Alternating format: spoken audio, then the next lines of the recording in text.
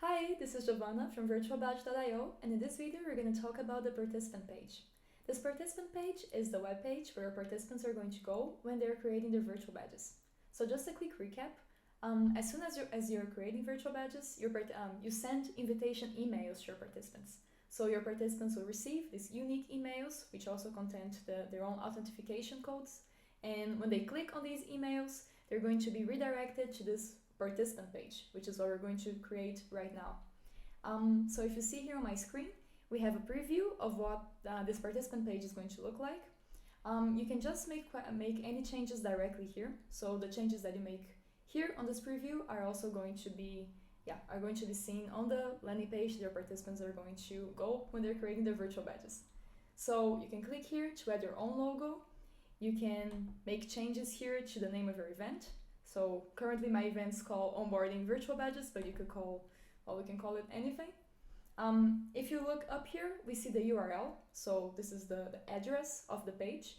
It always starts with app.virtualbadge.io, but what comes afterwards is something that you can decide. This is what we call the slugs. So the first part is the company slug. I have my example company going on, but you can have your company here. The amount of company slugs that you can use is also something that varies according to your subscription. If you're on a free subscription, you can only have one company slug. And here is the second part of this URL, which we call the event slug. And this is also something that you can alter if you're on a pro or an expert subscription. Otherwise, you're just going to have like a random slug going on here.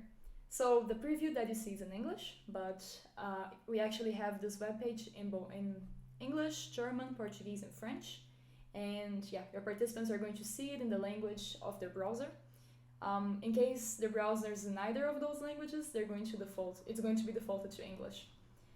What else you can do here? You can have different visualizations for the badge. So you can choose whether your participants are going to see this landing page with their virtual badges on an event hanger like this, or maybe on a portrait. I'm gonna leave portrait here. I think it looks like one of those classic certification portraits. And you can choose the color. So the color that you put here is going to also alter the landing page. So that's it. Oh, before I forget, sorry, we also have this final part, which is your website. It's very important that you add your website here, because when your participants are sharing their virtual badges to LinkedIn or Twitter, for example, the post that they share has a website embedded. It means that people from your participants' network that click on their virtual badges are going to be redirected to your website. So yeah, just make sure to add your website here. As soon as you have done all of that, you can just save your participant page, and then you're ready to activate your event. If you do not see this button activate up here, don't worry, it only means that you still have not gone through all the steps, through all the necessary steps. I have already completed all the steps, so I can directly activate my event here.